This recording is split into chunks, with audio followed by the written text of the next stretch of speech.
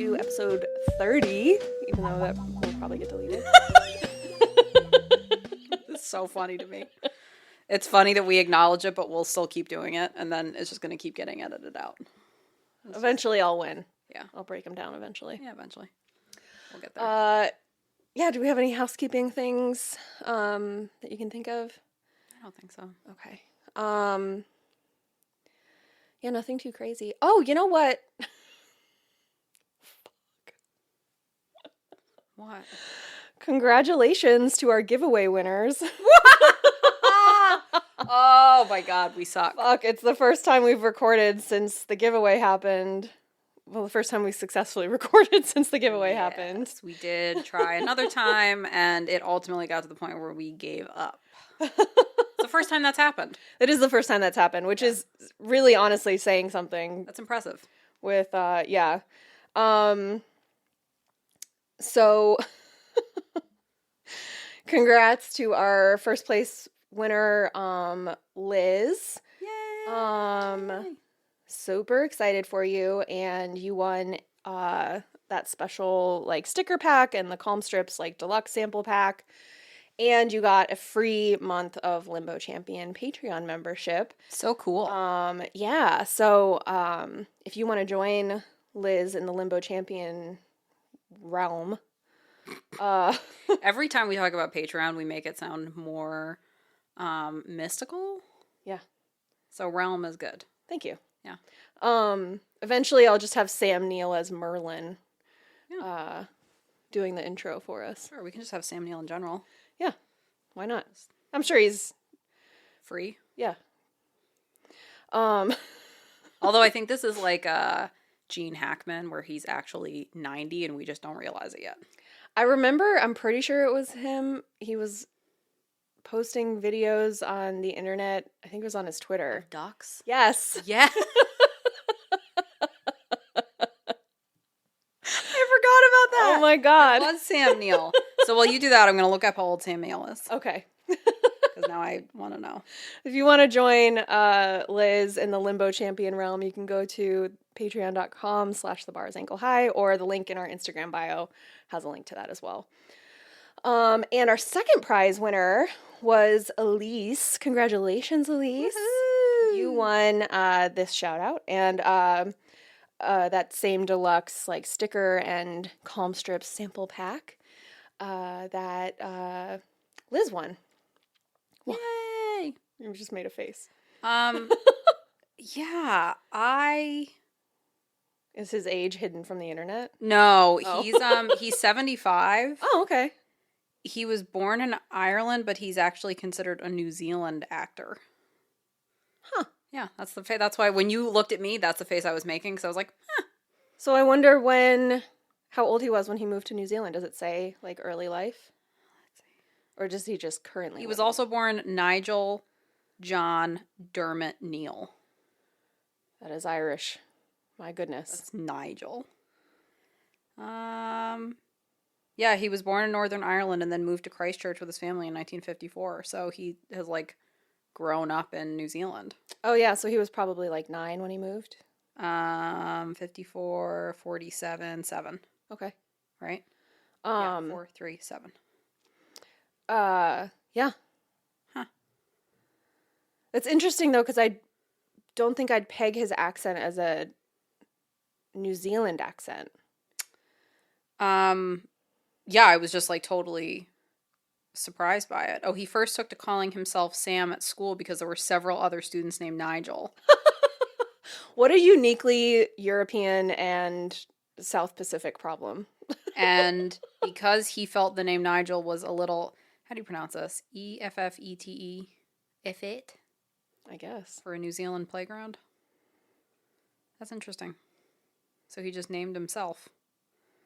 But he could have gone by John or Dermot.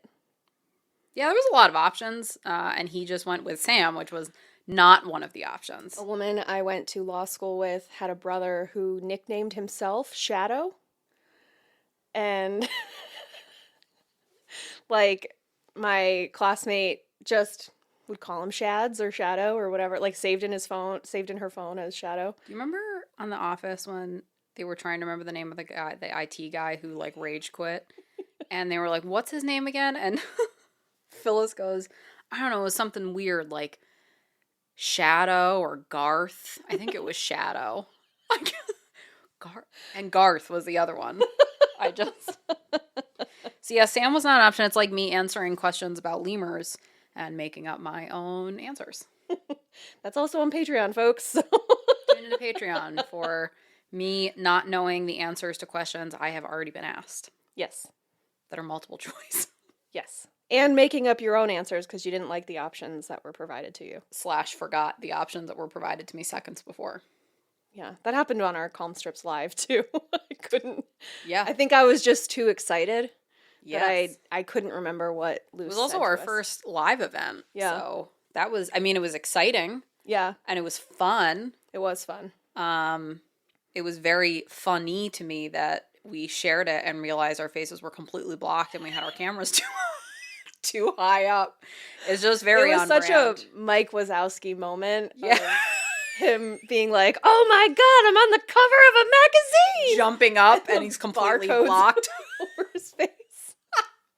That's exactly what it was. Being so excited and then completely can't see us, which is just hysterical. Oh, God, I love it, though. Especially considering we both did our makeup, which we hadn't done in years. Yeah, the last time I did my makeup was on my birthday when PK took me to a very, very nice restaurant. I have not been out to a restaurant to go to dinner since the summer. And I'm sick of doing dishes. It feels like COVID all over again. Yeah. Yeah, I had not done my makeup, like a full face of makeup. Same. Since we had like professional photos done last April. So it had been almost a full calendar year without makeup on my face. And then nobody saw it. And then nobody saw it because it immediately got blocked. Because we're bad at this. Yep. We definitely had that camera too high, and then we recorded an interview with somebody else and our mics weren't working and we recorded from the laptop, so it doesn't sound great. Yeah, that episode's already out, so you've heard us talk to Yeah, Jamie. that's true. Yeah, because this is coming out after that. Yeah. And the editing keeps getting delayed because every time our editor listens to it, he gets mad about how the audio sounds and gets mad he can't fix it. So yeah, which I'm perfectly fine with, as you could tell by our recorded intro to that episode where we said, whoops. It is what it is. Oh, well. Too late. I mean, I think I actually listened to it on my end of things at home this morning, and we really don't sound that bad to me. Yeah, I think our editor we have somebody taking it way personally. Yes. He's that, and I took that personally. Yes. That Michael Jordan. Yes. Is it Michael Jordan Yeah. clip? Yeah. So yeah, he's having a hard time with that. But we had some difficulties, but we still did it. We did do it. And our faces weren't covered. If you're on Patreon, you have seen that video as well. That was posted for Limbo Champions. Did they see when I accidentally unplugged all of our cords? No. Okay. That was fun too. That was with her interview of us. Oh, yeah. I attempted to fix our camera angle because, we had just gotten cut off and tripped over all of the wires and unplugged everything. Just for you, though. My mic was fine. I unplugged everything having to do with me. After myself spending 2 hours troubleshooting and setting Sure everything up. And we sure did. So, yet again, one of us will eventually get fired from the podcast by our editor. And this is why I do not work in IT. Fuck, I forgot of something else that we should have said. Oh yeah. So if you liked our Instagram live with Calm Strips, then you're really gonna love. No, it's fine. I'm sorry. Mine was flat because I wasn't saying anything and I got paranoid. Okay. We're fine. We're fine. Everything's fine. It's fine. I swear it's fine. Our live. So if you liked our live with Calm Strips, then don't worry because we will be interviewing Luce and Michael again. Oh, yeah. Probably in the beginning-ish of April. Mm-hmm. So maybe you'll hear that episode towards the end of April. Mm-hmm. But yeah, so we'll hear from them again, and that video will be on Patreon again for Limbo Champions without our faces covered. Yeah, maybe we'll put the camera in the right location and our microphones will work. Yes. Maybe. No promises. But that's the goal. Right. Yeah. Worst case scenario. Your glasses. Yeah. They were smudged and I was annoyed by them. So I had to hang my glasses off my mic stand. Off the little Pinocchio arm. I look and her glasses are just like floating in there. Yeah. Yeah. That's good. Looped through the spring. I'm sure I'll forget them and then be mad on Monday at work. Yeah. Oh yeah, and you're also hearing us. We did just eat lunch, but we also had to spend the week working from home because our building got flooded. And that was a wild transition to make. You'd think we'd be better at it 3 years into COVID land, but we're not. Kind of jarring. Yeah, it was still an adjustment, and it's just that those changes to your routine and like things that I know that I've always struggled with, and I think in particular I struggle with it because I value the benefit of my routine so much because of my ADHD. It helps me function. Yes. And I also realized so I have like a hybrid schedule. So there's a couple days a week I'm home, few days a week I'm in the office, which is a really nice mix for me. And I am like a homebody by nature. So I normally don't think much like, okay, fast forward pre-COVID, I would be fine being home all weekend, like doing stuff. And cause I'm like, oh, I'm running around like crazy all week. Now, I spent the entire week at home and was in a horrible mood last night. And my spouse was like, why? What's wrong? And then I realized, I was like, I haven't left the house. Yep. Aside from like, I ran to the post office in Stewart's, which, takes 10 minutes. Right. I was like, I have not talked to any people aside from the person who's renovating our bathroom. I haven't seen anybody, done anything, gone anywhere. I was like, I haven't even gone outside. I'm going crazy. Yeah, and our weather was kind of weird all week. Like it was like damp up and down, dark, and the sun hardly came out, and we got that weird slush rain on Thursday. Yeah, and there was like one after like Wednesday, the sun came out and it was really nice, and I had an appointment, so I couldn't even like appreciate it because I had to like run out and my battery was dead in my car. So it was just a cumulative experience of frustration and realizing how much better I do with the balance and the mix of things, and my routine and getting out of the house are beneficial to me. Yeah. So and I've been a grumpy person the last couple of days. Long story short. Yeah. So anyway, that's why the intro to this episode's a little bit longer than normal. Yeah, it's been a weird week. Yeah. Plus we just, like I said, broke for lunch, so now we're all hyped up on Mountain Dew. And yeah, I'm filled to the brim with mac and cheese right now, so I can... I had my salad. I behaved. Yeah, no, Katie I ate what I thought I planned to eat for lunch, which is really what my dietitian says my goal should be. She ate real identifiable food. I, on the other hand, those shells aren't natural. They're so tiny. I mean, they're not from the ocean, but... No, they definitely weren't from the ocean. But it was Cabot. It wasn't... Yeah, there was powdered cheese involved with my lunch, so but it was powdered from Cabot cheese. It wasn't like... It didn't start as powder like the Kraft stuff does. Like, that was never cheese. That started from a dream about cheese. I want something that tastes like cheese but isn't. Yeah.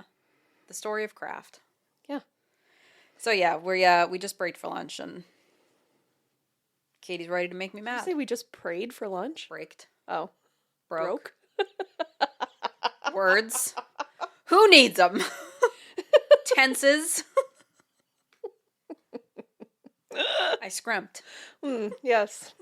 Distinguishment. Past tense. Past tense. Wordage. My cousin's going to send us a message about our words again. Yeah, she's gonna get mad. Hi, Kelly. Sorry. All right. So this is part 2 of our medical bias series, I guess. The Rage Diaries, I think, is also right. And this week I'm going to be discussing racial bias specifically, and then the second part of the episode will be about ADHD and medical bias. Okay. So, racial bias, disclaimer, if you aren't aware, I am a very white lady.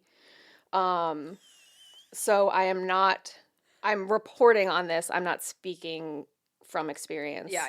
And I'm not trying to speak over people who have actual experiences in this field. I also do not have experience with this. In the show notes for today's episode, I'll put the Instagram handles for Black and Indigenous creators who speak to that experience in general, but also as far as like medical bias is concerned. Or if it's something as a listener you've experienced.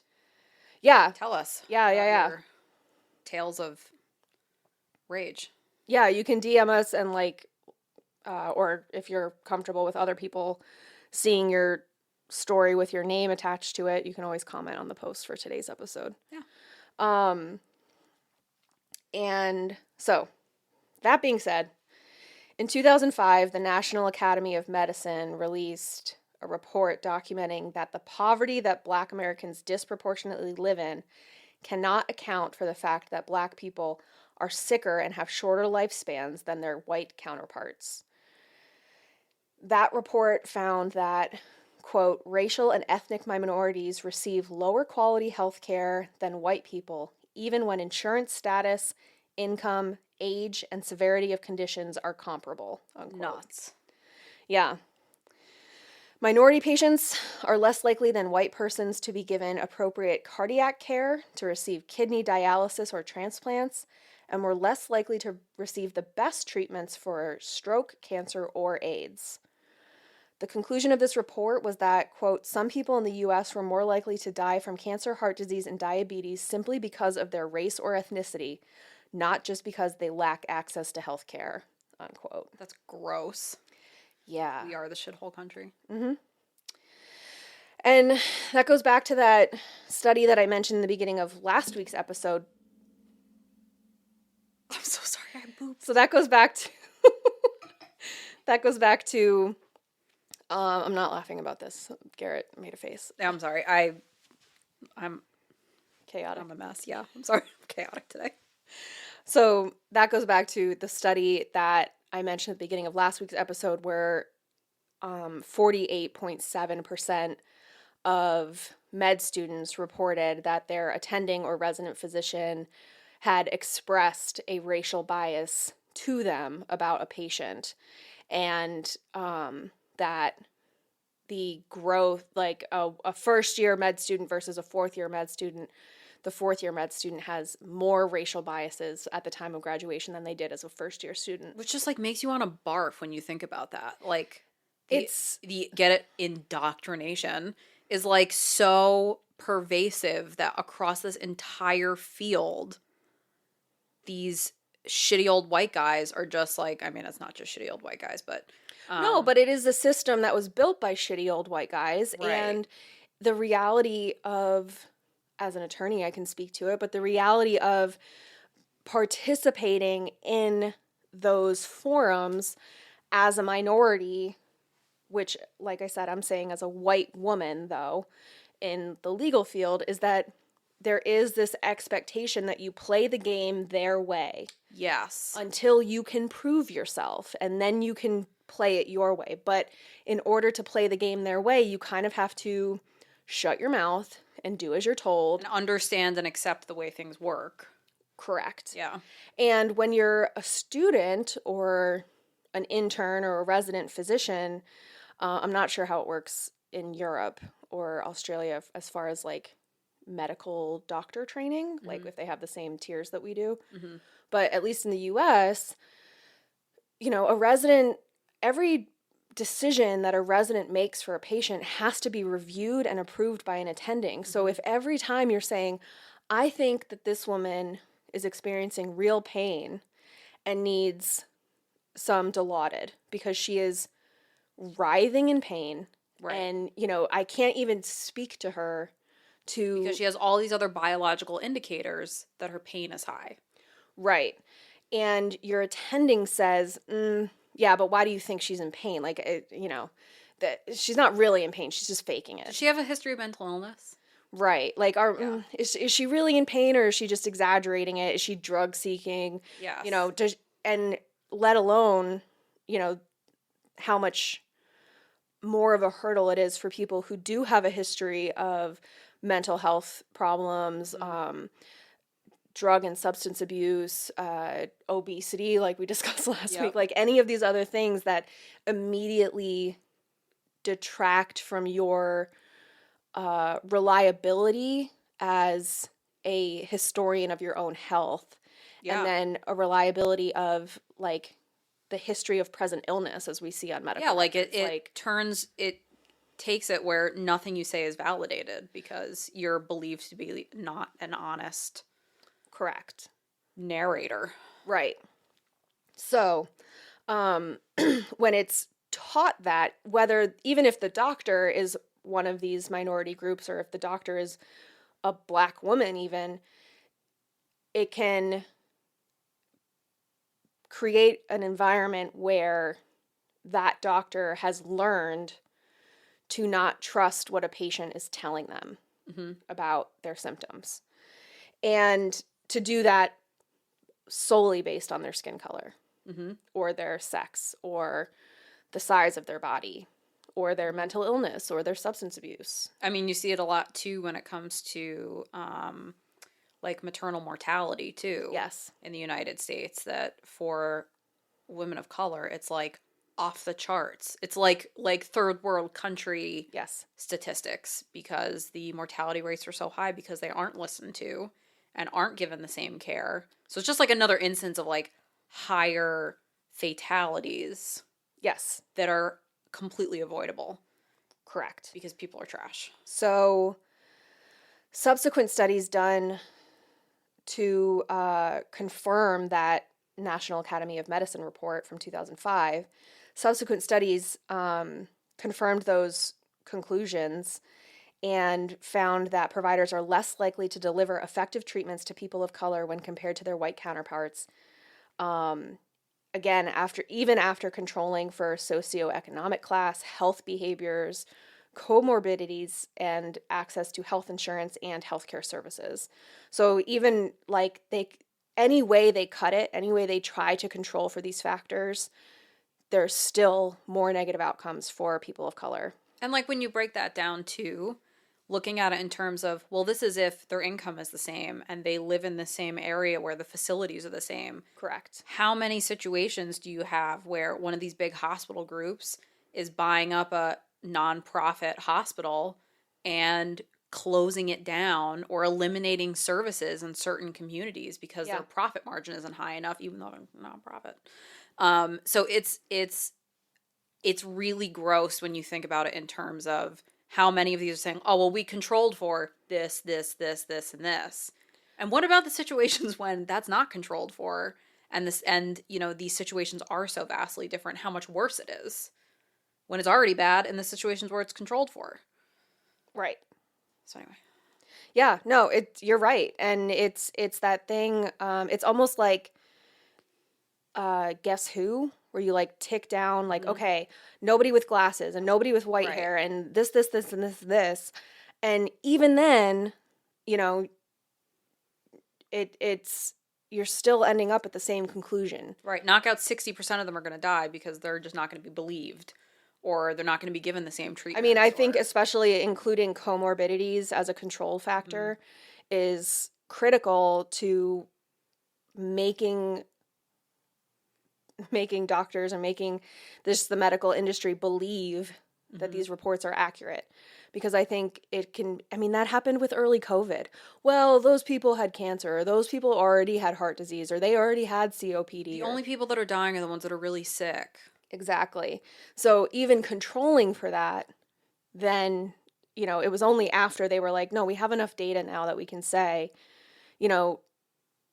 no, like healthy people are still dying, or healthy people are still getting long COVID. Yep. Marathoners are suddenly not able to walk a mile, let alone run anything. Yep. And so only then were those stories being believed Mm-hmm. because there was always this kind of like out, Yeah. this like side explanation, like, oh, if you want to use science, you It's the better same thing they control. did with the AIDS crisis. Yes. Where, it was, well, it's only gay men. Yeah. Well, it's only, I mean, Intravenous drug users. right. And the black community was like so heavily impacted. So it's just like prove it to me. Yes. Prove it to me that it's impacting you. And I had another point that I was going to make about this because I was real fired up about it. Well, they just changed I was just listening to a thing. They were talking about the blood donation guidelines and how they're just now getting to the point where they're eliminating gay and bisexual men from the list of like reasons you can't donate blood. Oh, the lifetime ban, yeah. Yeah. Which is like crazy dated. Which they've already gotten rid of that ban in Ireland, which is a actually Catholic country. Yeah.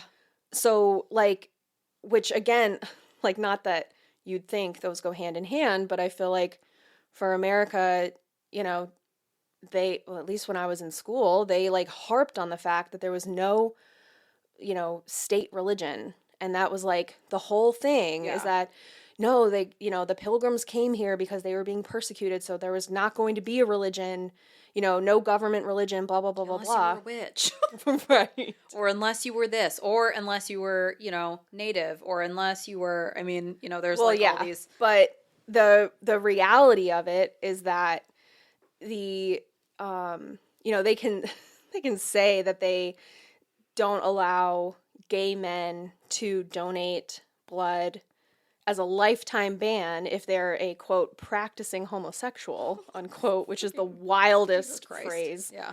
But they can say that it's because of the AIDS crisis. But the reality is that they don't ban people who have a history of intravenous drug use. They don't ban people who have a history of sex work. They don't ban people who have a history, who just have unprotected sex. Yeah. Like, if you're just not using a condom, and they'll which apparently people don't do anymore. And I read that article and scrimped. What? They said the incidence of condom use is like very low right now among people that are like having multiple sexual partners. People just like aren't using condoms. Yeah, the face that you made is the face that I made when I read the article. I hate that in a big way. Yeah. Oh, gross. That was like a hard line for me when I was dating. PK, if you're listening, we can't break up now. This is it. I can't go out there again.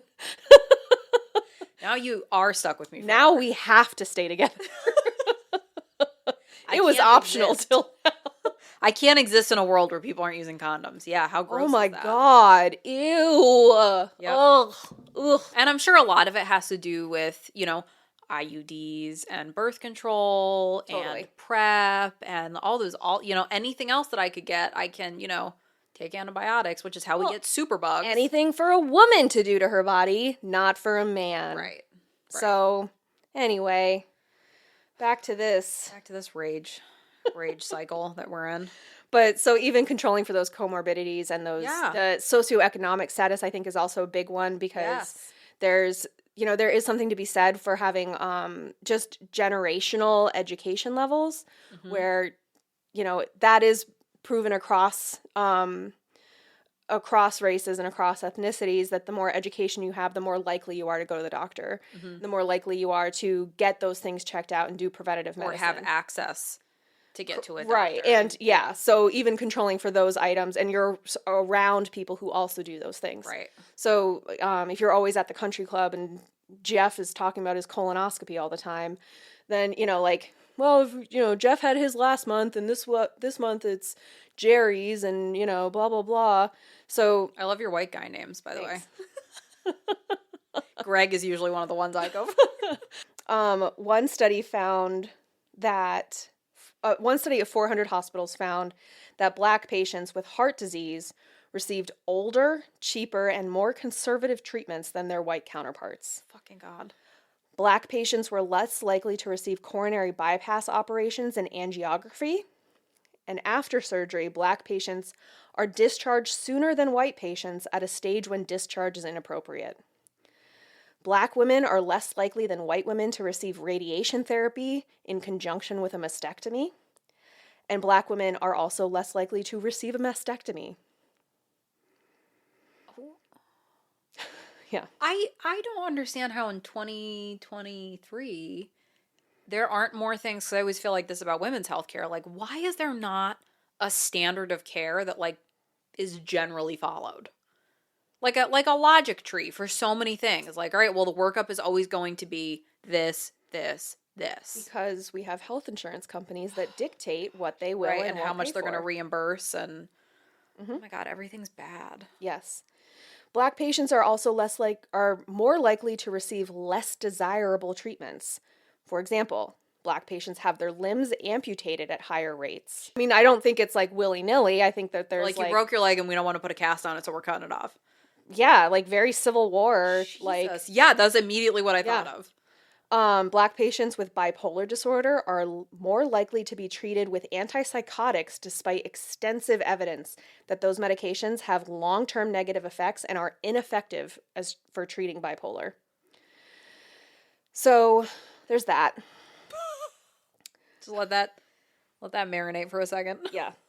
God. Yeah. No, it's bad. You know it's bad, but when you hear the data, then it's like, exactly. no, it's bad. Exactly. And there's no reason for it because there is a reason for it. It's racial bias, but like intellectually, there's no reason for it. Oh yeah. If 100%. if you're looking, especially I feel like in medicine, you're looking at this person as a patient, just a human body. Right. You picture like those autopsy reports or something where it's just a figure. Mm-hmm. And there's like no facial features other than like the eyes go here and this is where like the I mouth wish is. that's how you could diagnose me, as like that Operation game. So I'm just like a Yes. guy laying there with my organ right silhouettes. And it's a Xerox picture of this like paper doll, right? And there's no skin tone. The skin tone is the color of paper you printed on, not anything else, right? But that's not the reality of it. It is bananas because the actual reality is that, especially medicinal health, other than like dermatology, it's all on the inside of your body where like once you peel the skin off, we're all the same. Like the body's exhibits, there was no difference between the different races. Right. Like the blood is going to be the same. Yes. I mean, like the vasculature is going to be the same. It's and also when you put it in terms of like you take an oath.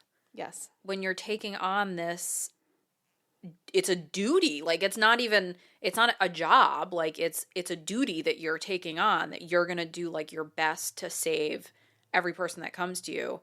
And there's no fucking exceptions to it, that unless you're fat, unless you're this, unless you're black, and you know what I mean? Yes. Trans, like there's no exceptions to that. Right. Which is just, and this isn't like to shit on all doctors. There are doctors who go to bat with insurance companies who advocate for their patients. Who join their patients and say like, I think that you need this treatment, so we're gonna fight for it. Right, like contact your insurance company and let me know what they need from me. I'll reach out to them too, and like this is something that you need. So this isn't to say that this is all doctors or all hospitals, but obviously, I mean, for every one of those, there's 50 that aren't that. Exactly. And it's clearly a pervasive enough issue. And let's be real, it takes just one. Yeah. It's your one aunt who was denied a mastectomy originally, given chemo, suffered through it, and then had a relapse of cancer, and then was allowed to have a mastectomy, but then wasn't offered reconstructive surgery or wasn't offered radiation with it, and then ultimately passed away. It's that one story. That recurrence was enough to take her out. It's just like... Right. And so it's just that one story in one family that gets passed on to 50 people, and all of a sudden it's like, don't fucking bother. Or you have bad health insurance that is not going to cover a second opinion. Right. So you go to one doctor or out of network, and that's it. Right. You can go to this one doctor, and this doctor happens to be somebody who is not going to take something seriously, not going to work something up. Or it's, even if you get a second opinion, maybe it's within the same practice, like with your PCOS. Yep. Every doctor, only one doctor was willing to do a procedure on you with lidocaine. Yeah. So out of everybody in that whole practice, which is, so what good is a second opinion if There's no Or if they're the only group right. in town. Exactly. And you can't get to I mean, there's just like there's so many factors that go into it.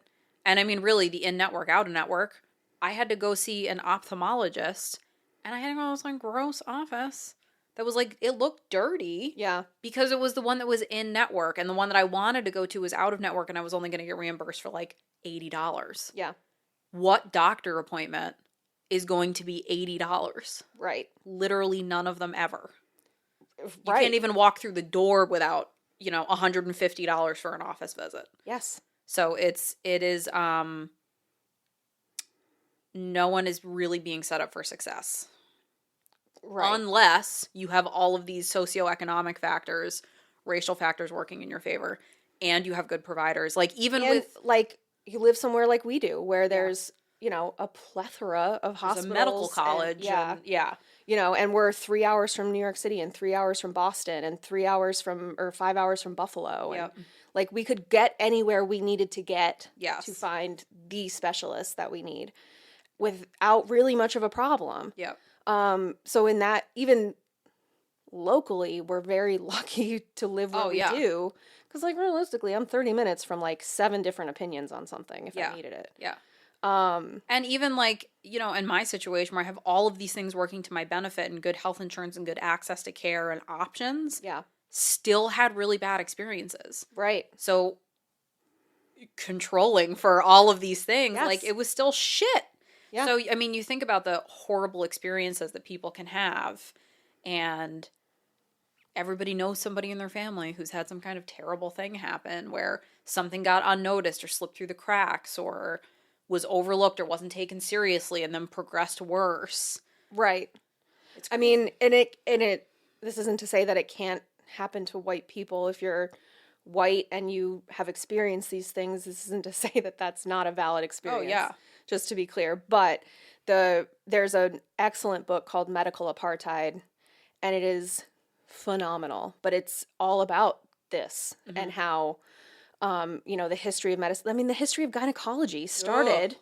Yeah. Like, if you guys want a horror story that I'm certainly not qualified, I think the 1619 Project did an episode on it. I think they definitely did an episode on medicine. Because I remember her talking about her uncle. Yeah. But I know that, like, the Black History Museum in D.C. has an exhibit on the history of gynecology. And yeah, so if you guys don't know, listener, I can't recommend enough that you look that up and look up the Black History Museum in DC's page on it and look at their sources. Don't just go to a rant. Like, not that Wikipedia is terrible. I use Wikipedia very often, but check the sources that are cited within that Wikipedia article and go there. And really, it is a horrifying history, but a lot of the biases based on denying a Black patient's pain levels comes from the history of gynecology and that whole story, because holy fucking shit. Yeah. All I can say is that those women were wide awake and had absolutely no pain meds, no analgesic, I don't know. None of that on board. There's no lidocaine, there's no Novocaine, there's nothing. And they were wide awake for every single procedure done in a crowded amphitheater, OR amphitheater. Right. So, but that's where this is coming from. And that, that was in the 1800s. And the reality of it, like we said last episode, the medical industrial complex was built on the thoughts and ideas of dusty old white guys. And who they were not concerned with what a patient was feeling because it didn't impact them. They were furthering science. Yes. So, whatever that patient was experiencing, I mean, sorry, I'm so mad. You can also see it happen in Boardwalk Empire. One of the guys. Oh, it's good. Honestly, I didn't want to see a sex scene with Steve Buscemi. No offense to Steve Buscemi. Like, I could use a show to dig into, so. It's a good one, honestly. I thought it was very well done, and I just Yeah. love that era. Like, I love the costumes. Yeah, and yeah, because it's like, what, like Roaring Twenties, right? Oh, yeah. I'll have to check it out. Yeah, it's all during Prohibition, Yeah. and I think it maybe starts maybe right after the war. So maybe like 1918, Like Peaky 1919. Blinders, kind Yes. of, yeah.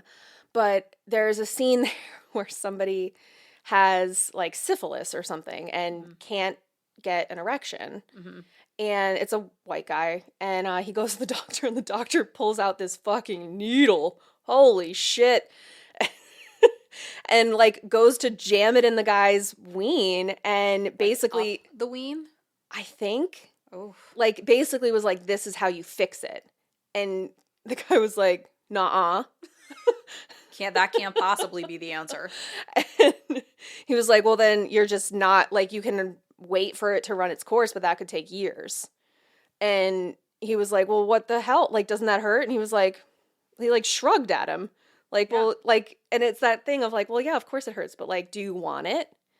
And it's like, it's just weird. Of course the colposcopy is uncomfortable and the invasive pap smears are uncomfortable, but do you want cervical cancer? Well, no, I don't want cervical cancer, but how come those are my two options? Right. Like, and really, like, most of my experience, well, most of my bad medical experience is coming from the women's health perspective. Yeah.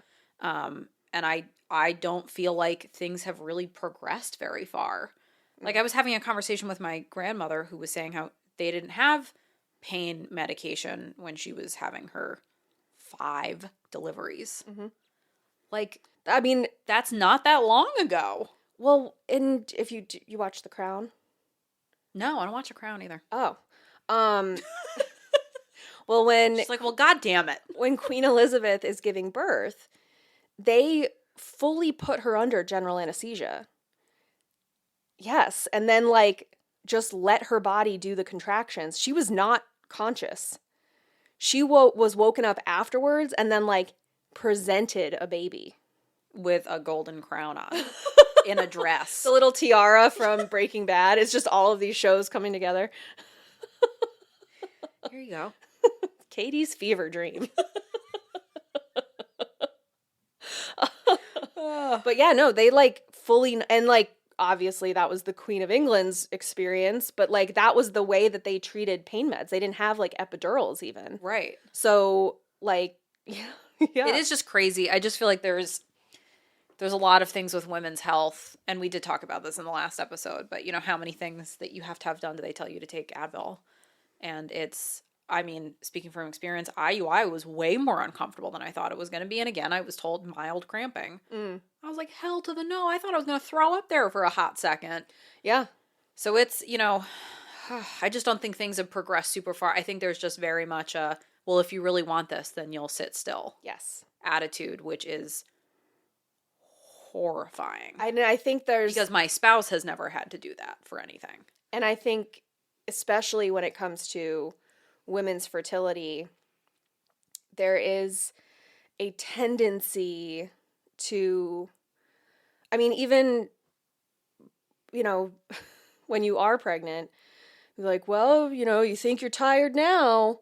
And it's like, yes, I'm am allowed to be now, tired. And I also am only taking care of myself at this point in time. So no, that's for then.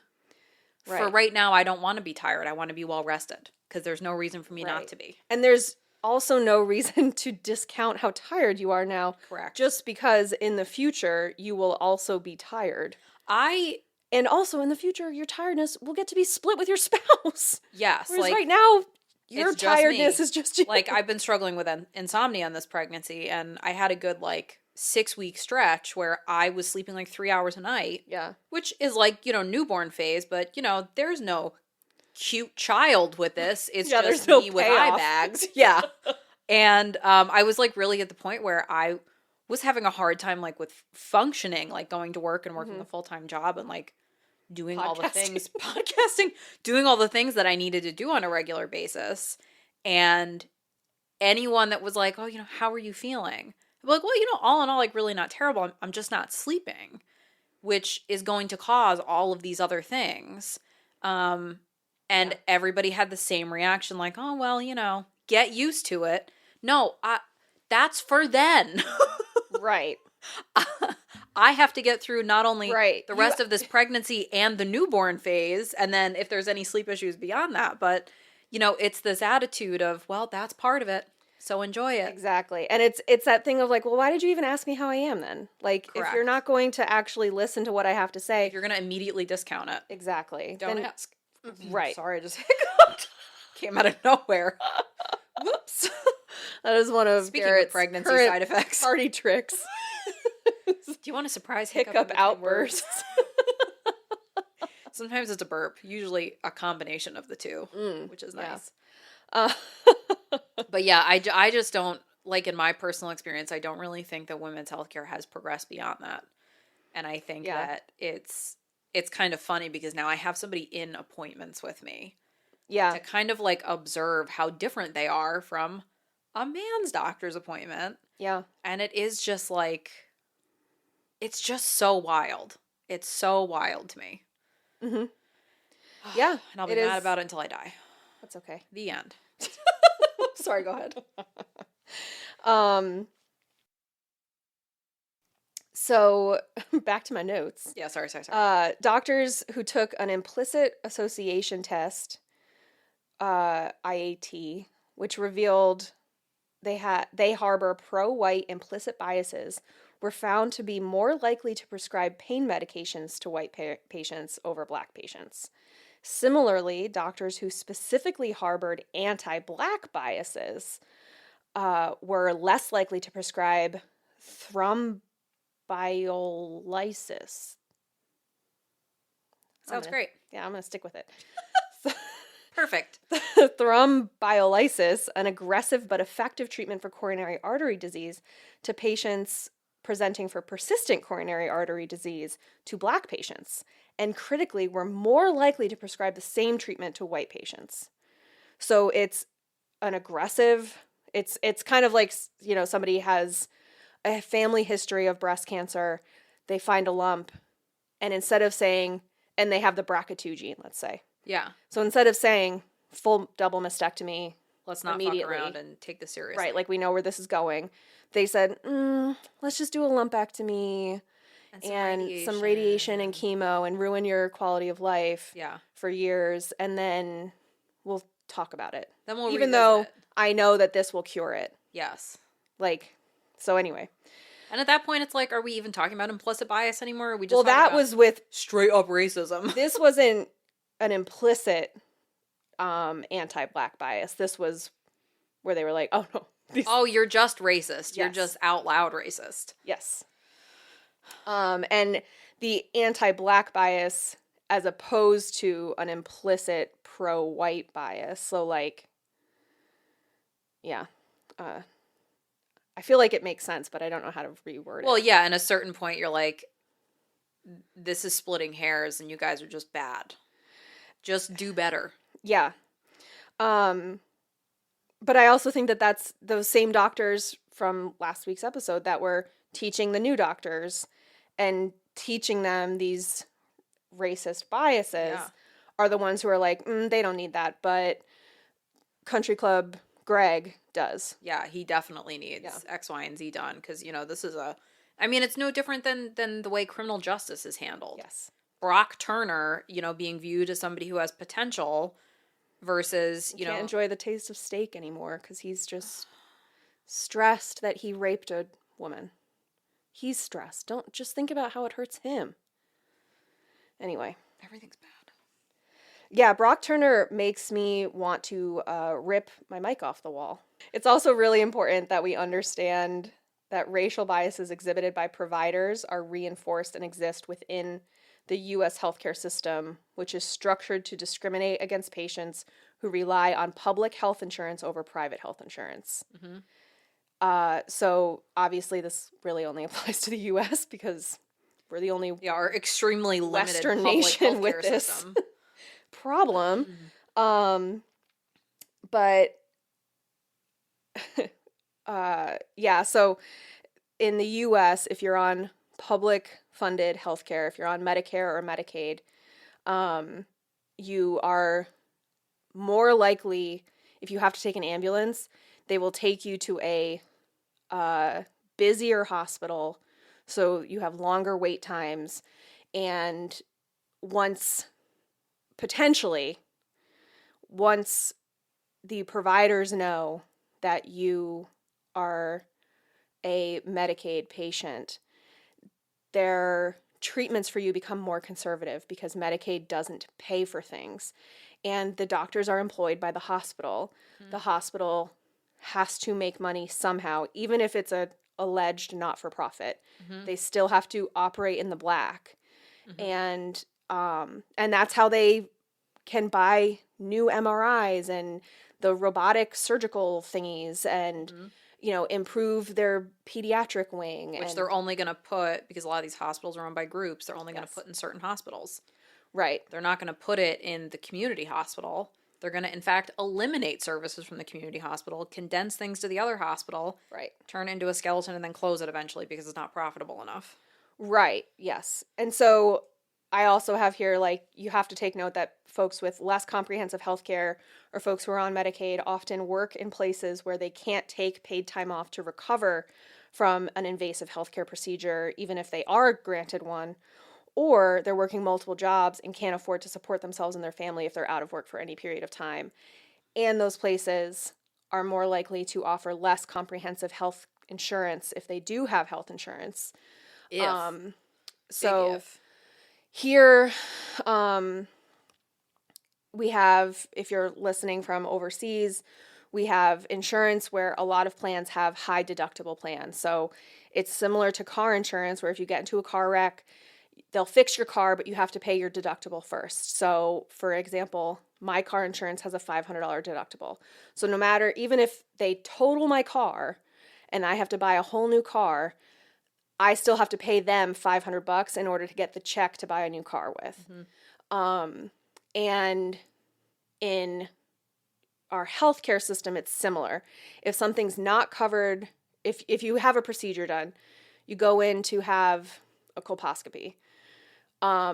If your insurance is a high deductible plan, it can be set up in a way that I am personally responsible for 100% of that cost if it happens early enough in the year that I haven't hit that deductible spending amount yet. So folks who work in these jobs that have high deductible plans, which more and more employers are switching to high deductible plans because they are cheaper. Yes, they're significantly cheaper, and as far as like monthly premium goes, they're cheaper. Yes, and the American Congress continues to pass bills that reduce the Obamacare era requirements that had minimum insurance requirements set in place for the first time ever. So now that those are getting chipped away, employers can offer less comprehensive health care to their employees and have no penalty for it. Right, because that's always the argument for regulation, is if you keep lowering the bar, or if there's no bar, they're going to give you the least amount possible. Correct. So if it's cheaper for them and it's legal for them to offer these skeleton plans, that's exactly what they're going to do. So if you get injured in some way, or you have to go have a surgery that's surprising, and you're out of your deductible is $10,000. Right. You're paying if the surgery's $20,000, you're paying that first $10,000. Yes. And then there can be a coinsurance rate after that. Yes. And if that's 80%, then you have to pay 20% of the other $10,000 that it was due. So it's just like, it's so backwards. Yes. From an industry that's supposed to be structured around preventative care. Yes. And people getting treatments for things, it's set up the complete opposite. It's like a deterrent for people. Exactly. And that's just looking at the financial side of things, right? Not looking at like those historical experiences that we've been talking about this whole time. So, I just wanted to put that in there that, even regardless of skin color, if you're working and living in a situation that is already putting you at a disadvantage to participate in the healthcare program in the US, then you're already at the bottom of a hill, and the rock you have to push up that hill and just to get to the baseline that I'm standing at with my great health insurance and white skin is like 50 times bigger. It's Sisyphusian. So good luck to our transcription on YouTube with that one.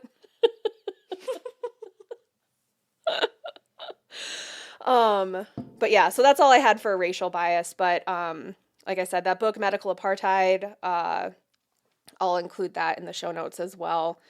All of our sources for this week and last week's episode are in last week's show notes. But this week we'll have those Instagram accounts. Yeah. Okay, so part 2 of this week's episode. Okay, so ADHD and medical bias. To tie it back into what this podcast is supposed to be about. You ready to rage? Again? So, when a few weeks ago when we were talking with Jamie, the neurodivergent nurse, I asked her what her opinion was on the spike in diagnoses for people with ADHD and the opinions that we hear a lot of, oh, suddenly everybody has ADHD now. And like TikTok. As somebody who works in medicine, what her opinion on that was. Yeah. So I thought maybe I should do some research on ADHD and medical bias. So first of all, there's little to no difference in the true incidence of ADHD across racial or cultural groups in the U.S., but the treatment rates vary significantly. Yeah, of course. Tracks. Yeah. Right. So, we've previously discussed the bias between studying ADHD and that it's historically, like all other medicine, only been studied in males and AMAB individuals. Even the diagnostic tools. Yes. It's all for boys. Yes. And of European Caucasian ancestry. Here's some numbers for you. Between 1990 and 2020, the total number of studies about ADHD published was about 40,000. Wow. With the most number of studies done in any one year just shy of 3,000. During that same period, the number of studies regarding ADHD and race, and those like treatment variables, have varied between 0 to less than 70 per year, with the most significant uptick occurring after 2005. ADHD stigma in BIPOC communities has been a hurdle to accessing a diagnosis and treatment. Yeah. It's been reported that Black Americans are less likely to participate in research due to inherent distrust of the medical system as a whole, which Reasonable. is fully justified. Yep. Yeah, no tea, no shade on that one. Studies have shown that an exposure to discrimination or prejudice over time, such as the daily experience of Black Americans and other persons of color in the U.S., is associated with an increase in symptoms of depression and ADHD. Dang. Yes. Also, side note, regularly experiencing racism and discrimination is also associated with high blood pressure in general. Yeah, reasonable. Yeah. So stress. Right, exactly. And like chronic stress. Exactly. Yeah, and there's nothing you can like it at that point I think you could probably call it genetic. Yeah. High blood pressure because like yeah, it's situational, but like what nothing I can really do to exactly. Change no my medicine diet is going to not gonna change fix the that. exactly. Yeah. So in addition to the racial stuff for ADHD, trauma and social disadvantage can trigger ADHD-like symptoms. So when a child who is a member of a stereotyped or marginalized group is faced with a challenging situation that matters to them, that can activate the stereotype. The threat of fulfilling the stereotype interferes with performance, and the child can do worse on the task as a result. So, for example, a Asian child is called to the front of the class to perform a math problem, but they don't want to be made fun of for being good at math. So they're going to, like, the threat of being made fun of for being good at math, or even just answering the problem correctly, which could be just a simple second grade math problem, will interfere with their performance on that task, so they can get the wrong answer, and then they'll act out and feel hyper and have these anxiety reactions because they're having a fight or flight reaction in their brain to the fear of being made fun of for engaging in perpetuating a stereotype and everything that goes along with it. That makes sense. Children with ADHD are more likely to be harmed when exposed to trauma because we're less resilient. Oh. I know.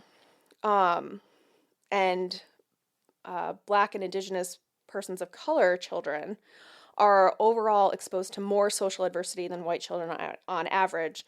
So then if they have ADHD, those symptoms are then being compounded all the time. So, and the article that I was pulling these stats from noted that the rater's bias when you're rating the severity of somebody's symptoms needs to be considered in trying to diagnose ADHD because, like when we spoke with Jamie, she said that her spouse had to fill out a questionnaire about her behavior. Yep.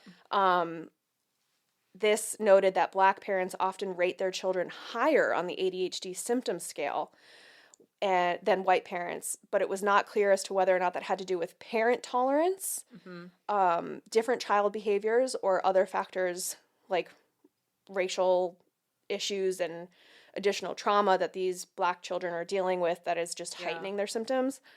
And so the article recommended including that rater's bias, and I don't know how they intend to kind of like equalize that, but I guess theoretically, like, a parent's take on their child's behavior is just one aspect of the diagnosing. Yeah. So I guess you could kind of like average that out with like what the teachers are saying, what the like doctors a weighted, are saying, and like a curve. Yeah.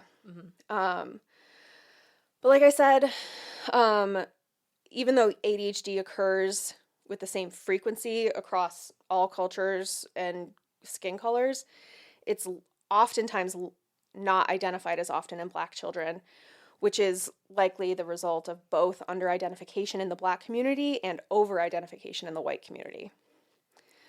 Also, the diagnostic process itself is complicated by race and stereotypes. Black children are more likely to be diagnosed with a conduct disorder if you were labeled as a bad kid. Exactly. And the interventions for those diagnoses are significantly different than ADHD diagnoses. Right, they're punitive. They're not... Exactly. Therapeutic. Yeah, thank you. So, Words. what to look for in a clinician, if you're looking for a diagnosis or just a doctor in general to like handle whatever.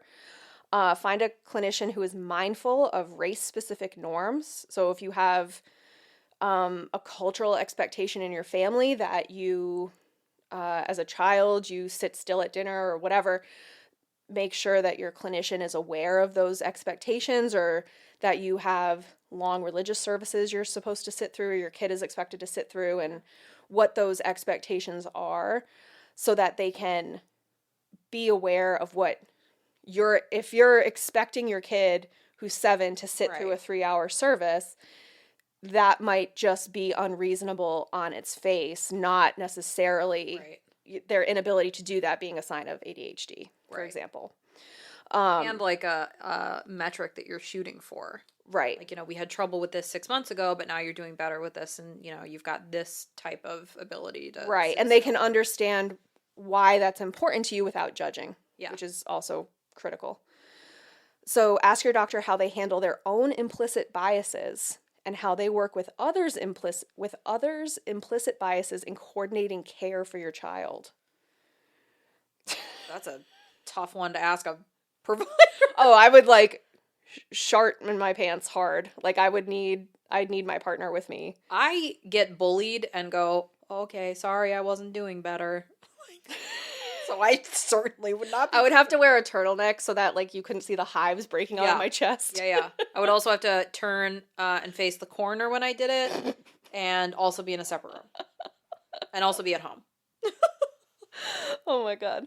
And ask your doctor how often they diagnose conduct disorders over learning disabilities in children of color, and ask why they find a conduct disorder is the problem and not a learning disability like ADHD, dyslexia, dyscalculia, or ASD. Which I feel like some of these, I feel like would be more effective if you were asking conversationally. You know, where you're having this give and take, and it's, you know, how often are you seeing that? I mean, are you really seeing that many more kids with a conduct disorder than attention deficit? Yeah, like almost like not in the exam room, but like a consultation where you're like, you know, how often are you seeing, you know, oh, I read an article that there's been an uptick in ADHD. Are you seeing an uptick in all diagnoses? Mm-hmm. And what have you found that you've been diagnosing more of than you did when you first started practicing medicine or something? Right. You could probably come at it. I was a doing little some bit reading, more and I know gentle. there tends to be an issue, you know, conflating.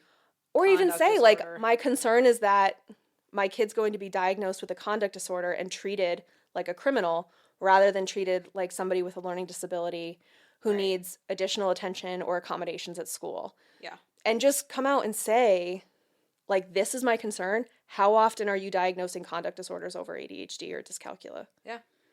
And, like, because this is my concern. And I think if you're, I don't know, I'm saying it again as a white lady. I'll come at it as like I'm arguing an appeal at the I was just gonna say, Supreme Court. Katie's approaching this definitely as an attorney. Again, I would get. I have my facts. I'm right. I get bullied by a medical professional and then apologize to them. Which, like, I can advocate for myself in all of these other areas of my life. I go into a medical setting and I'm like, oh, okay. Which I think is a really normal reaction. Yeah. I think that, like, to the extent that both of our moms are nurses, we have a little bit of a leg up because we're used to hearing certain terminology. Mm-hmm.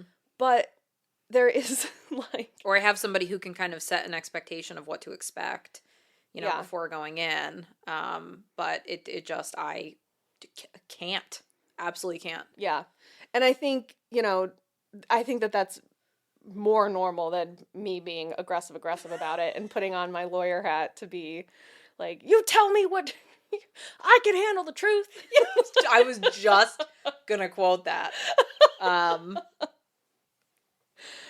Yeah, Katie's definitely prepping for like a cross-examination when she goes into this. Just cross-examine your doctor and then ask them why they're being hostile towards you afterwards. Yes, and then ask them why they won't listen to you. Doctors love being questioned by attorneys. Doctors love being questioned in general.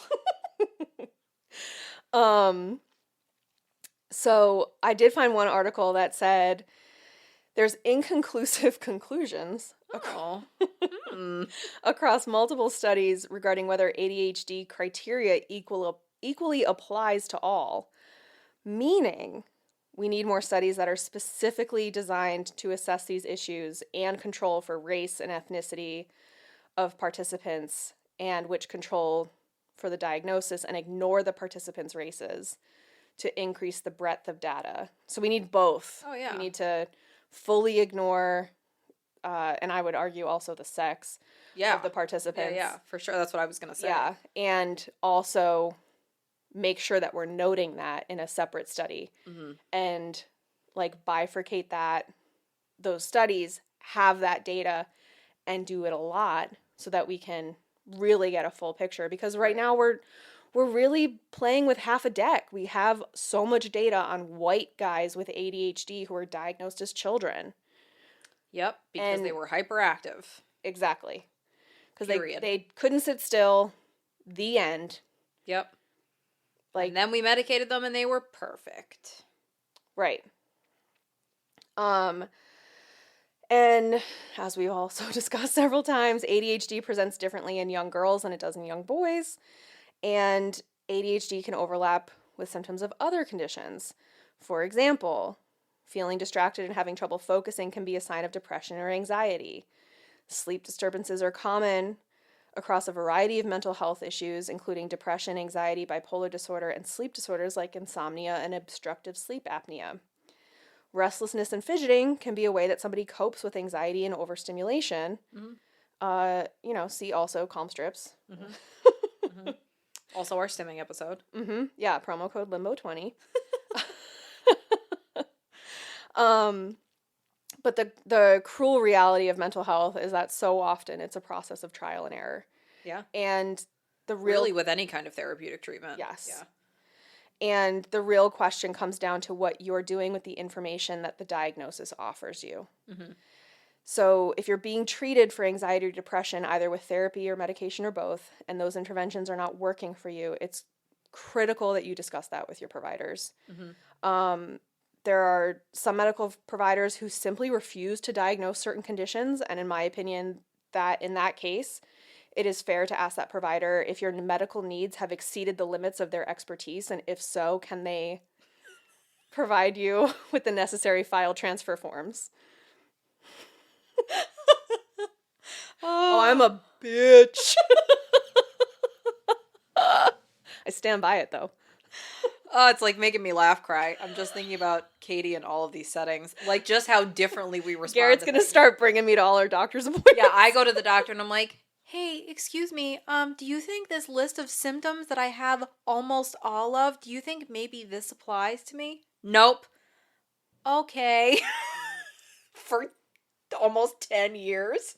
Katie's like, excuse you? Who are you? You know what? Give me your differential diagnosis on how you came to that conclusion. I'll tell you where to forward my paperwork to. That's also a great phrase to say to a doctor that's refusing to diagnose you with something. I have heard that, yeah. Ask them for their differential diagnosis and how they eliminated that diagnosis from your care plan. Yeah, that's a great way, because that's how doctors talk to each other about, like, that's what an attending would ask a resident. What's your differential? Yeah. And that's where they say, like, well, they have this, this, and this, and the lab said XYZ, so I think it's ABC. Right. And they don't have this, this, and this. Correct. Yeah. They have to actually go through and, like, line by line tell you why you're not qualified to have that diagnosis or whatever. Yeah. But yeah, so that's what I would say, is ask them if your medical needs have exceeded the expertise of their training. Don't be like Garet and be like Oliver Twist. Like, please, sir, can I have another? When you go to the doctor. That's Animal House. Is it? Yes, sir. Can What's I have another? Oliver He's like Twist? bent over with a paddle. No, I'm talking about the... Please, sir, can I have some more? Yep. The porridge. That line. The orphan asking for food, not when we were talking about getting spanked with a bundle of sticks in the Krampus episode. Two very different things with one very small word change. Critical word change. Yeah, so don't be like me. Don't be like Animal House when you go to the doctor. And also, don't be like Oliver Twist when you go to the doctor. Yeah, be Elle Woods. Yeah, be Katie when you go to the doctor. Not Garet. I mean, I'm working on it, but it's a work in progress. Well, and I said here, like, as we discussed in our episode with Jamie, you're always, always, always, always allowed to ask for a second opinion. Yeah. Also bad with that. That can include just finding a doctor or therapist that you just really click with and feel comfortable with, and who is actually challenging you, if especially for therapists, someone who's actually, like, challenging you on things that you need to work on and is calling you out if you're not being honest, or actually making progress and asking you, you know, why didn't you do that thing we said you were going to work on? Like, what's the reason? I didn't wanna.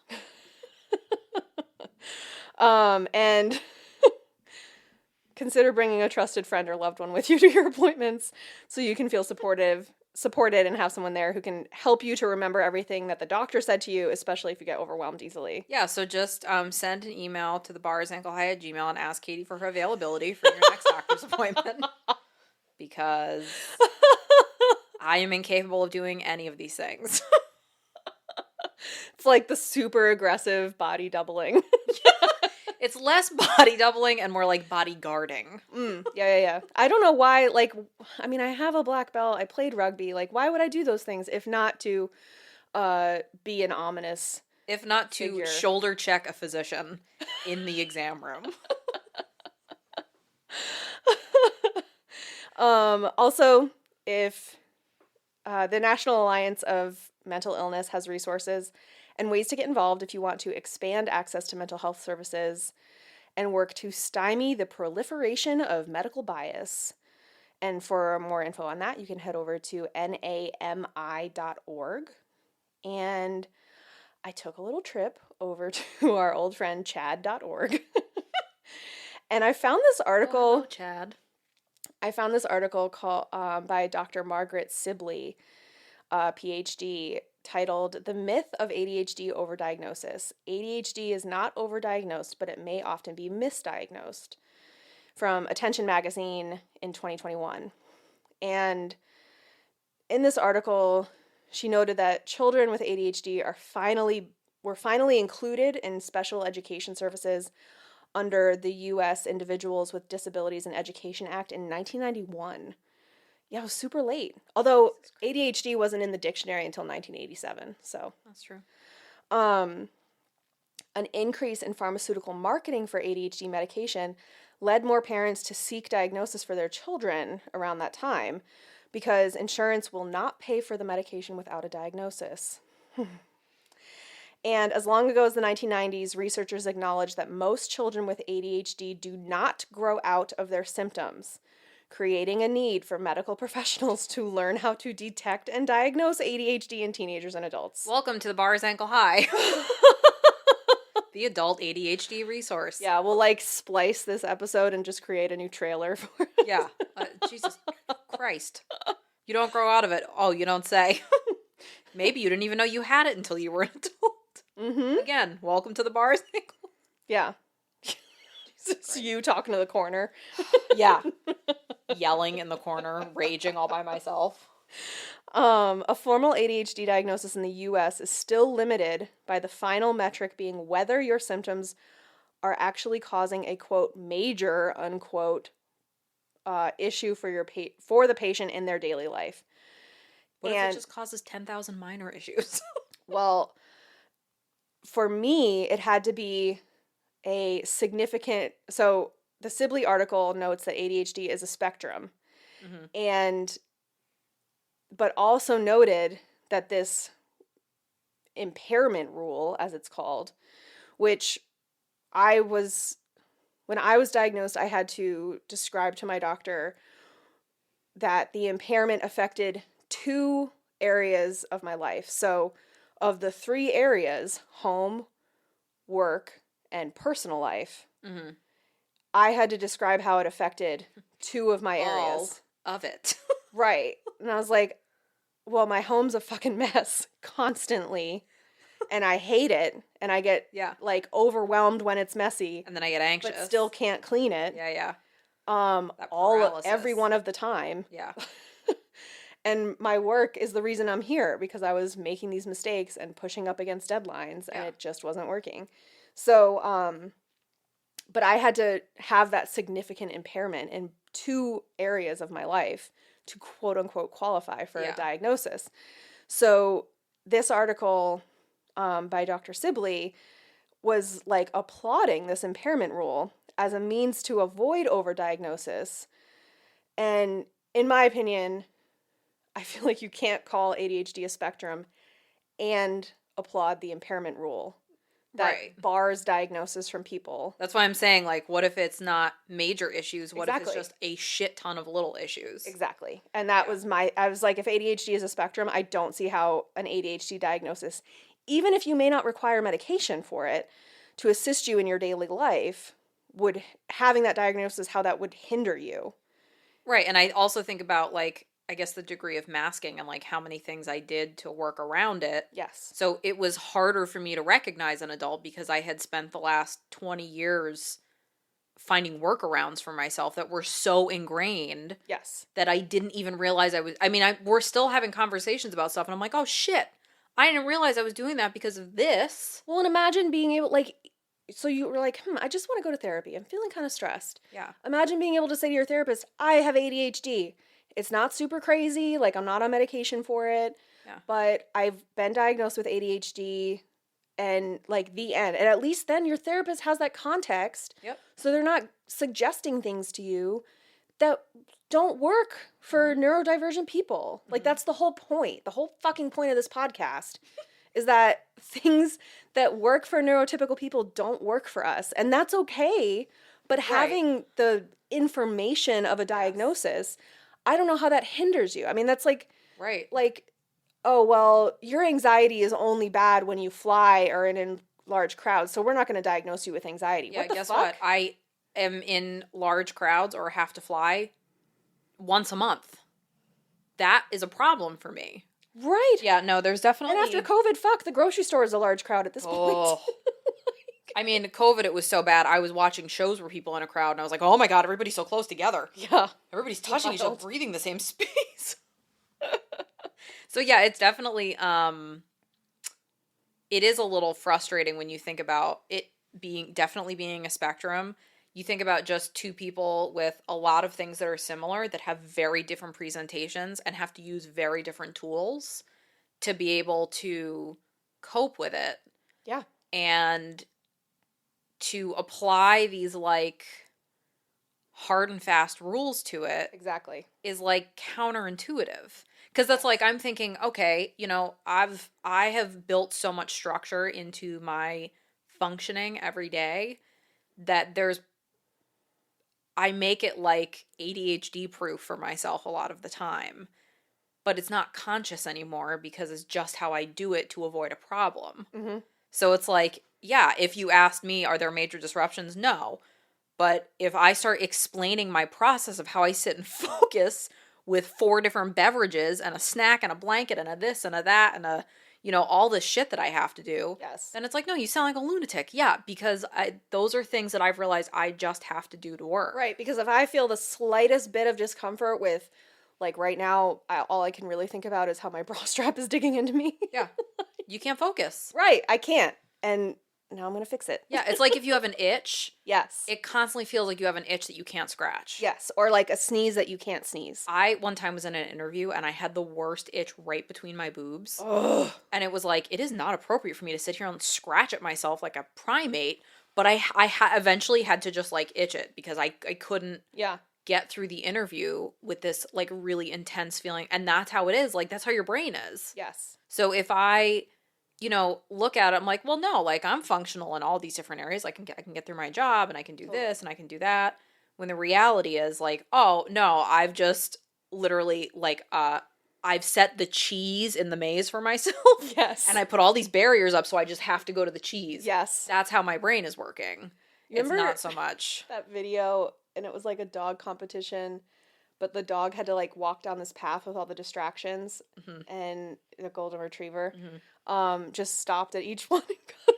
I am that golden retriever. Each distraction. Yes.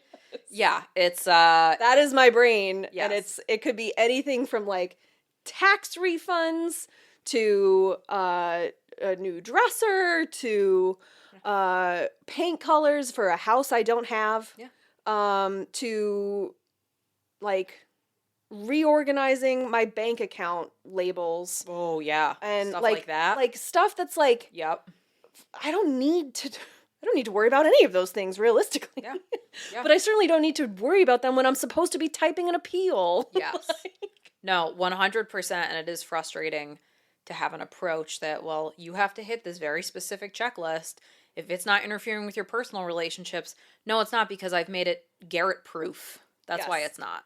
So yeah, that's frustrating. We've gotten to the point where we're calling, you know, ASD autism spectrum disorder rather than, I mean, when I was a kid, it was, they had just come up with Asperger's. Mm-hmm. And then you could have autism. But even then, autism was seen as, like, nonverbal. Super severe. Yes. Yeah. and so now they have this autism spectrum disorder, and it's like, Right. well, if you're, and this lady's article, you're acknowledging that ADHD is a spectrum. I think everybody who has ADHD, especially if you know other people with ADHD, you acknowledge it's a spectrum. Yeah. Because it's not all the same for everybody. Mm-hmm. Like, we find different workarounds that work for us, and certain things could set you off that don't set me off at all. Yeah. So the the reality is that it is a spectrum, but the virtue of being a spectrum, it's like, well, you can't have, I see it a lot on Reddit where people are like, you know, I was told I don't have ADHD because I've had the same job for 7 years. And because you can hold a job, that means that you don't have Nonsense. ADHD, because they measure adult ADHD by your inability to hold a job. My mom had the same job for 34 years. Yeah. I've been an attorney for, well, I graduated 10 years ago. Mm-hmm. I've been an attorney for 9 years, and my brother has had his job for like 10 plus years. Yep. And like, none of us struggle with holding a job because we can't get there on time. Yeah. Because I've never, I mean, obviously knock on wood, I've never been fired from a job. Yeah. So like, I do hear, like when I read, even when we were researching this podcast, I'm reading some of this stuff and I'm like, this doesn't. Yeah. That's why when me. we divided up the list of symptoms, Yes. I was like, that doesn't apply to me. I don't have a problem with. Yes. I'm good at planning. I can plan. That's my problem. I get so caught up in the planning that I struggle with some of the other parts. So it's like, yeah, I can't, I have a hard time with sometimes the metrics that are used for things, because it's like, no, this is a, I think all mental health is a spectrum, and no, this is not a black and white thing. Like, it is literally all gray. Yes. Like, I came home the other day, my spouse had it, like, there was 6 things happening at the same time. Like, the dog bowls were out, but he got distracted in the middle of feeding the dogs. The dogs are barking. And then he had something else that was out that he had started doing, but then he got pulled in. And I literally walked in, I'm like, this is chaotic right now. What is like, the dogs are barking. I'm like, did you stop feeding them in the middle of, are you, like, first of all, are you crazy? Because these dogs will not shut the fuck up if you stop feeding them. They want meaties, and they want meaties now. And then like the front door was open because and he was like, well, you said you asked about the mail, and I was like, yes, I Is asked. that when he paid our subscription to that thing and didn't tell either of us? Yes, I was convinced there was some kind of like problem with our account because we had gotten billed for something. I was like, I didn't enter the credit card. Yeah, like I had we had a like free trial ending, and so Garet had signed up for it with our podcast email, and I checked that email. So I like got the reminder email, and I was like, hey, just FYI, your card's gonna get charged today if you whatever. So like, if you care. Yeah. She was like, yeah, just a heads up. And I was like, oh, I'm not worried about it because I didn't put my card information in. It specifically was like, you don't have to enter your card information. And then yesterday I get an email that was like, thank you for here's your invoice. And I was like, uh-oh. Garet entered her card information and forgot. And what actually happened is my spouse entered our card information that day in the middle of, again, 100 other things, forgot he did it. And then when I asked him about it, he was like, because I was concerned that we had like a problem, he was like, oh yeah, I did that earlier. Which I don't, like I said at the time, we have a group chat for podcast stuff. Yeah, that would have been perfect for that information. It literally only came up when I specifically asked about this very specific issue. Which, to be fair, like, thank God you remembered. Because that is something that I could actually, you know why? Not mention. The only reason I remembered is because the microphones, I was looking at the microphones. Oh, that's why I remembered. So yeah, it was just, it's like, it is very funny because I literally had to stop him when he was doing all these things, and I'm like, look around right now. Like, one thing, one ADHD person saying to another, one thing at a time. You need to complete one single task. Well, you asked me about this. That was just it was laundry. He just went to like go switch laundry over, and I'm like, that could have been done like anytime. Totally, yeah. It's totally not an urgent. Yeah, it's not like I'm like you're dealing with, like at a laundromat and like Right. someone No, and I think the reality is we both have a thing where like if I'm fatigued, there's no prioritization. Like yeah. if so he had mental fatigue, so there was no ability to like, okay, I need to do Yeah. this, Well, and then I yeah, need it's to the do burnout this. thing. Yes. Where like all of a sudden like everything is urgent and also nothing is urgent. Yes. And And the you dogs know, are barking and a kettle's screaming and the yeah. phone's But you ringing don't and like you get to the point, especially with ADHD, I feel like where you just don't hear it. right, and then another It's person just walks like a in and is din. like, Yeah, what is happening in this house right now? totally. And I immediately was like overstimulated. I'm like, this oh my god, there's like too many things happening. So it is just amazing, like same household, similar people, totally different presentations. Yeah. Or handling things different or, you know, whatever it is. So like that's again, controlling for all of these things, still very different experiences with it. Exactly. Yeah. And I think you know, I hope that we'll get to the place where it's like ADD spectrum disorder or something. Mm-hmm. Um but Yeah, the I still have a beef with the ADHD name because I'm like, yes. not everybody has the hyperactive. Right. We have 3 different categories of it, which really all lay on this spectrum. So anyway, Yes, yeah. exactly. So the I mean, there's a reason we went with the wavy noodle thing with our logo. Yeah. But yeah, no, it's And our music. There's a reason our music sounds the way it does. yes. So yeah, so anyway, that's medical bias and ADHD and medical bias with race thrown in and And also Garrett's horror stories. yeah, a lot of Garet horror stories. Yeah, I mean, honestly, this is a topic, like, that's why when we talked about doing this, is like, I should not be the one to cover this. Yeah. Because I will have too many anecdotal things to insert, and I will get too mad. And that's why it was a two-parter. Yeah. I knew it would happen. Yeah, because it's just like, I mean, I don't like that I have all these examples, but it's so funny. Like, I'll leave any type of, like, medical, even a dentist appointment, and I'll say something to Katie, like, man, this is really crazy. This happened. And she's like, where are you going? Yeah. Where do you find these places?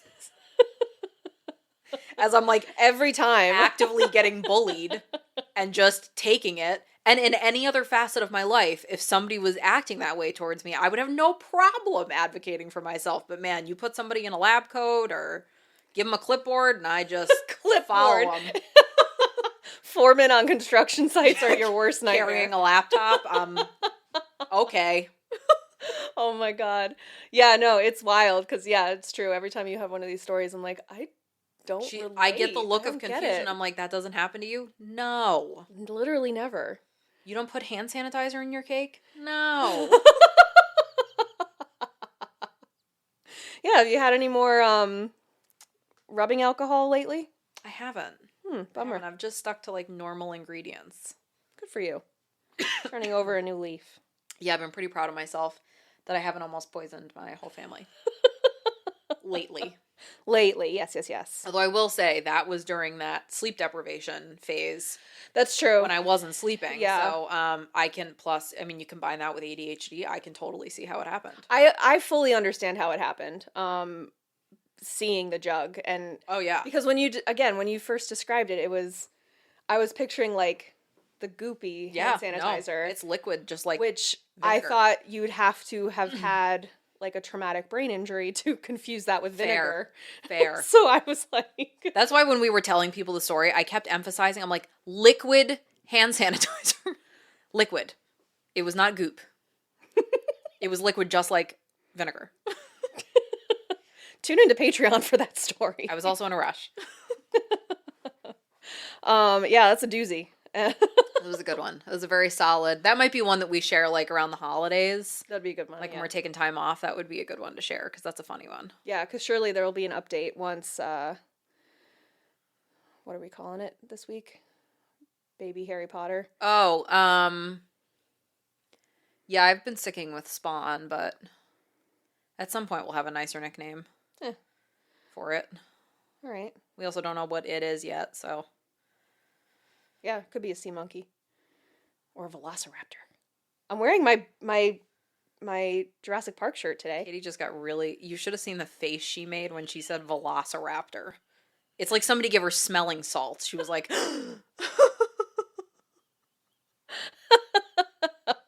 Or like on Game of Thrones where she just gives birth to a dragon. Yeah. Maybe Low-key. that's it. Yeah. Yeah, maybe. Yeah. Maybe I'll just hatch an egg at the end. There you go. You'll have a Hatchimal. Baby Hatchimal. You know what that is? No. It's like a kid's toy, but like it comes in an egg and you have to like rub the egg to like make it hatch. But it's like That's a huge, not what that's it's a called, huge Katie. egg. It's an egg, not a phallus, you freak. She's the one who's like, you should see her sitting here rubbing the egg. And then you just rub it. It's a global shape. I don't know what kind of weird sex you have, but what the hell? Like honk honk. Like what the hell? What do you think I'm doing? Oh, you rub it until it opens. That's funny. Okay. Yeah. No, yeah, but maybe I'll just hatch an egg. There you go. That was a question my grandmother asked me one time. If you were gonna have an egg. Yeah, she was asking, like, basically, like, when are you going to have kids? But instead she said, it's almost your turn to hatch. And I was like, well, don't like that question. Well, baby Furby is on its way. Yep. Can you imagine? Can I hatch a fucking Furby? I mean, if it comes out with a beak, I'm out. I'm telling you. Podcast over. We're not friends anymore. And Instagram just goes dark. what happened to the bars ankle high? Better listen to that last episode. Squidward. Katie mentioned a beak. That was it. I mean, if I hatched a spawn with a beak, then I would also be out. So. Yeah, I was very like 20,000 Leagues Under the Sea. No, thank you. If I also hatch a Furby, I'm out. Fair.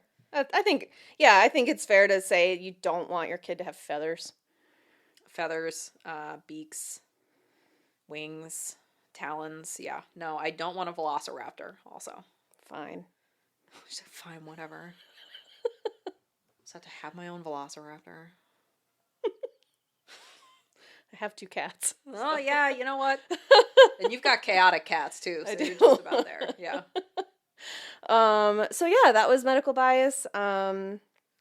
Make sure, you deserve quality and comprehensive health care with providers who respect you as a patient and as a person.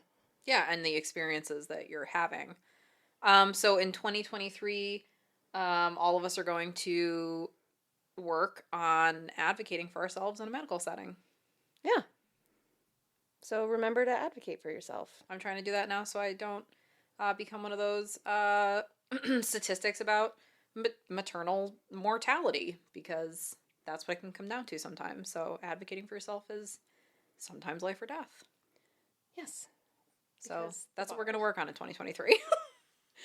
Because the bar is ankle high. Bye. Bye. Thanks for tuning in. We'll be here next Thursday with a brand new episode to delight your brain juices.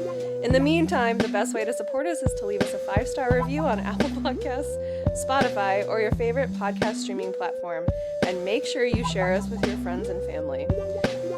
You can also keep up with us during the week on Instagram at The Bar is Ankle High. If you want even more ankle-high hot takes in your life and have a few dollars to spare, consider joining our Patreon at patreon.com/thebarisAnkleHigh. We have bonus episodes there for our anklet and limbo champion tiers, and our limbo champion subscribers also get access to ad-free episodes. But in the meantime, remember to be kind to yourself because the bar is ankle high.